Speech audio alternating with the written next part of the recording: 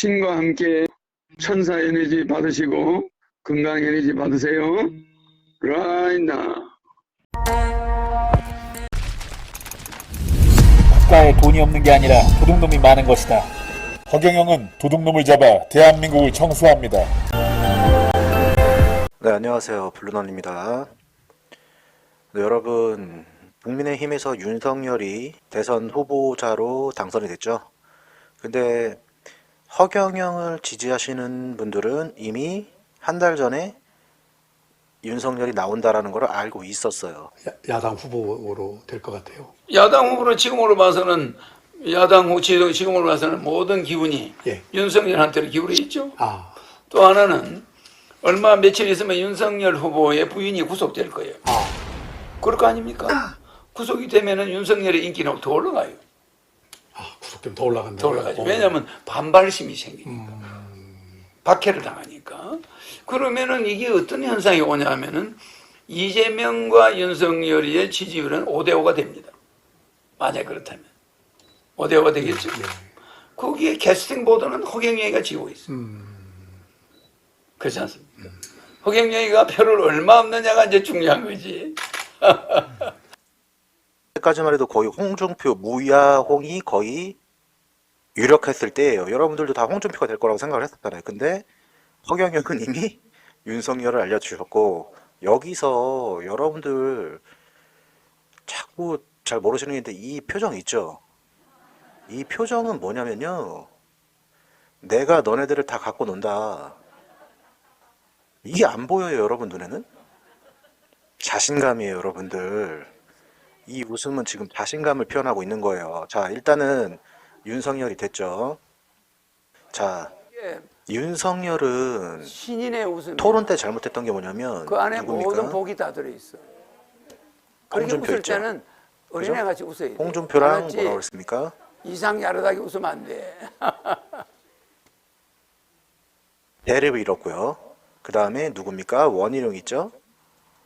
원희룡하고는 어졌죠? 친밀했어요. 여러분들 토론 보셨으면 아시죠? 네. 그리고 번외로 유승민 있습니다. 네. 윤석열의 지금 국민의 지지를 받은 게 아니라 국민의 지지는 다운이고요. 당 지도부에서 업이에요. 당내 지도부가 윤석열을 밀어줬고 홍준표는 그 반대. 네. 당에서는 밀렸고 국민한테는 이겼습니다. 국민 여론에서는 홍준표가 이겼어요. 그럼 이 말은 뭐냐?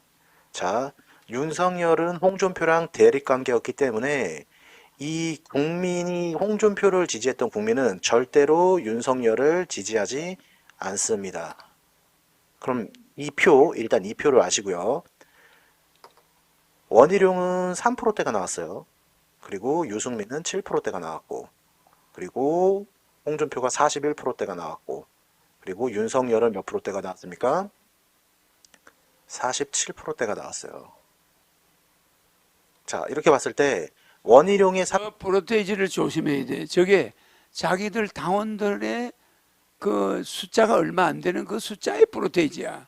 국민의 표가 아니야, 저게. 국민 프로테이지가 아닙니다. 3%는 일로 갑니다. 네, 윤석열 쪽으로 갈 거예요. 근데 여러분들 정상적인 마인드로 국민의힘의 토론회를 본 사람들은 유승민이 나와야 된다고 생각을 한 게 정상적이에요. 왜? 정책이라든지 비전이라든지 유승민이 그나마 그런 얘기 좀 많이 했습니다. 그래서 다음에 대선은 유승민이 이제 좀 유력할 수가 있겠는데 이번에 일단 떨어졌죠. 그러면 유승민을 지지하는 사람들은 좀 생각이 있는 사람들이에요. 생각이. 근데 이 윤석열을 지지하는 사람들은 생각이 없거든요, 지금. 네, 생각이 없어. 죄송합니다. 뭐 근데 어쩔 수 없어요. 근데 윤석열이 검사로서는 어때요, 여러분들? 검사로서는 대통령 측근들도 막 조사하고 막 그랬죠.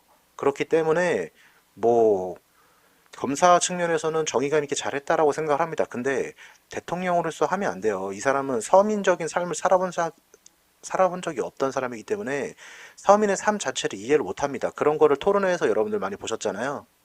그렇기 때문에 유승민을 지지하는 사람들과 또 대립관계가 돼버려요. 대립. 그 말은 뭐냐? 홍준표에 있던 이 표와 유승민에 있던 이 표가 갈 곳이 모호해졌다 이 말이에요 지금. 국민의힘 정단대 때 옆에 채팅창 이렇게 뜨잖아요. 막 글 올라오는 거 보면은 어떤 말이 많았냐? 윤석열이 당선된 거 보고 국민의힘 지지자들도 이민 가자, 이민 간다.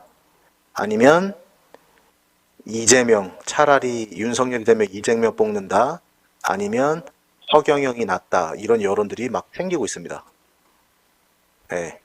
근데 이제 유승민을 지지했던 사람들은 안철수 쪽으로 가거나 뭐 이재명 쪽으로 잘 안 오겠죠. 국민의힘 당이니까. 이 사람들 정권 교체를 원하니까 안철수 쪽으로 옮겨갈 수가 있다. 여기까지는 우리가 예상해 볼 수 있어요. 그리고 홍준표도 여기 41% 중에 70%는 당이고요. 30%가 국민이었거든요. 그렇기 때문에 이 30%가 에라이 모르겠다. 차라리 허경영 찍자. 이렇게 돌변할 수가 있어요.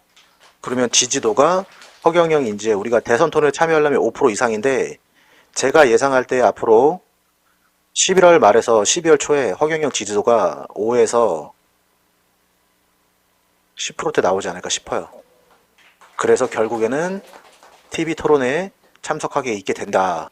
윤석열 쪽에 지금 어떤 이슈가 있나요? 고발사주. 여러분들 보셨죠? 고발사주. 그리고 이재명은 대장동이 있어요. 그리고 허경영한테는 약간 정신병자라는, 그죠? 이게 지금 시민들, 우리 국민들이 이러한 느낌을 갖고 있는데, 고발사주 이슈는, 자, 윤석열은 검찰총장 쪽입니다. 당연히 많은 데이터가 있을 거고요. 이재명을 이제 엄청나게 조사하려고 들겠죠. 그러면 당연히 이재명도 요 윤석열을 고발사주를 어떻게든 밝혀내려고 서로 이제 진흙탕 싸움이 나오는 거예요, 또. 네. 근데 이 허경영은 정신병자라는 프레임은 어차피 어떻게 됩니까?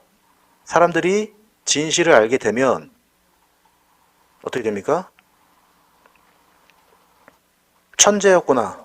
이렇게 바뀌어요. 결국엔 이렇게 바뀝니다. 천재였구나. 이렇게 바뀌어요. 그렇기 때문에 허경영은 언론에 공개되면 공개될수록 어떻게 된다? 지지도가 상승한다. 근데 얘네들은 공개되면 공개될수록 지지도가 하락 곡선을 그린다. 그래서 결국에는 그냥 역전돼 버리는 거예요. 이게 시나리오예요. 이번 대선의 시나리오. 근데 네가 그러면은 뭔데 이런 식의 시나리오를 네가 얘기할 수 있냐. 우리가 살고 있는 지구는 이미 그 운명의 큰 틀은 정해져 있다라고 저는 생각을 합니다.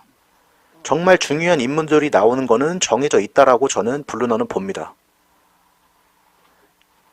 너 왜 소설 쓰고 있냐 이렇게 말씀할 수 있거든요. 근데 이게 소설이 아니라는 건 제가 뒤쪽에서 입증할 거예요. 그리고 자, 서양에 우리 전기를 개발한, 서양에서는 이제 에디슨이 있고요. 전기를 개발했죠. 자, 그리고 누구 있습니까? 뉴턴 만류 인유의 법칙, 안슈타는 상대성 이론, 그죠? 자, 이게 왜 저는 정해져 있다라고 보냐면 뭡니까 여러분? 2000년 전에 태어나서, 그죠? 2000년을 제가 살았다고 해서 한글을 창제하거나 이순신 장군처럼 10여 척의 배로 수백 척을 이긴다거나 전기를 개발한다거나 상대성 이론을 제가 증명하거나 만들 수가 없어요. 맞습니까? 해마다 그때마다 필요한 사람들이 이렇게 등장하게 되어 있다. 이게 이 지구의 운명. 고로 인류에게 필요한 사람은 하늘이 내려준다라는 게 저의 결론입니다. 사명대사는 조선시대 중기의 승려다. 경상남도 밀양에서 태어난 그는 15세와 16세 어머니와 아버지를 연이어 잃고 난 후 불가로 출가했다. 해인 1592년 일본이 조선을 침략했고 전쟁이 벌어졌다. 바로 임진왜란이다. 조선이 큰 위기에 처하게 되자 사명대사는 승려들을 모아 울병을 일으켜 전쟁에 참여했다. 그는 의승병을 이끌고 여러 전투에서 활약했으며 왜군을 크게 무찔러 혁혁한 공을 세웠다. 전해오는 많은 이야기 속에서 범상치 않은 인물, 신비한 능력을 가진 인물로 그려진다. 그런데 사명대사가 남긴 예언이 있다. 이 예언은 조선을 포함한 훗날의 우리 민족, 즉 우리나라의 미래에 대한 내용으로 사명대사가 임진왜란이 벌어졌던 시기에 남긴 것이라고 한다. 그 예언을 들어보자. 우리 조선이 지금 만국의 기운이다 하고 또한 앞으로 많은 첩경과 어려움이 따를 것이나 모든 것은 하늘의 뜻인즉 앞으로 우리 조선은 그 기운이 온 천하에 떨칠 것이다. 그러나 그것은 이 조선이 만국의 위기를 2번 더 넘긴 후 또한 나라의 기운이 다한 후 만국이 되고 또한 나라를 2번 빼앗기고 또한 우리 동족끼리 싸운 후일 것이다.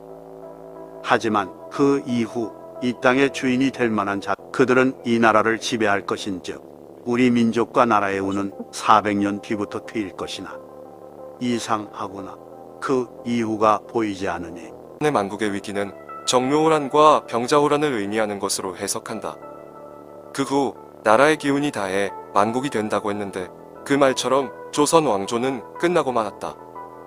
예언에서는 그 다음 나라를 2번 빼앗긴다고 했는데 이는 일제강점기와 그 이후에 미국과 소련의 신탁 통치를 받게 된 것을 뜻하는 것으로 해석한다. 그 다음 동족끼리 싸운다고 예언한 것은 바로 6.25 전쟁이다. 조선시대 승려가 말한 게 그대로 실현됐습니다. 우리나라가 만국이 된다. 조선왕조가 망했죠. 근데 끝에 우리 동족끼리 싸운 후에 우리나라가 그 뒤로 400년 후에 우리나라가 크게 번성할 것이다. 여러분, 이걸 어떻게 과학적으로 설명합니까? 솔직히 6.25 빼고는 우리 동족끼리 싸운 일이 있습니까? 남북이 분단되는 게 있어요? 이걸 보고 블루넌이 아까 말한 것처럼 이 지구는 예정된 대로 큰 인물들은 예정된 대로 흘러간다라고 알 수가 있죠. 그런 시대에 남사고, 격암 남사고 선생이 쓴 벽암요록 예언서가 있어요, 여러분들. 이 예언서에는 우리나라 대통령이 예언이 되어 있습니다. 이승만 대통령이 3대 만에 떨어진다고 그랬죠? 네. 이승만은 백꽃이라고 그래서 백이화라고 그래. 예. 근데 이승만이가 3대 만에 떨어진다. 이거는 남사고 옛날 격암요록에 나오는 이야기야. 내를 마중하러 온 사람이 있어. 그 사람이 허정이야. 허정 대통령이 건져. 이거는 이제 내 설명했던 거 있죠. 그걸 내보내네. 이 사람이 분석력이 뛰어나. 굉장히 나름대로 분석력이 비정권 전문가니까. 허경영 주식이 지금 떴죠? 많이 올랐던데 테마주가 많이 올라갔어. 15% 올랐는 뭐 다들 잘 나가고 있더라고. 지금 그런 정도니까 허경영 테마주가 지금 뜨고 있어. 그러니까 이번 선거는 내 테마주가 나오고 지금 난리야 지금. 재밌죠? 지자체 선거 없애고 세금 낭비 줄이고 그런 세금 아껴서 국민에게 돌려주네. 화폐개혁 200조 지자체 폐지 150조 불법 탈세가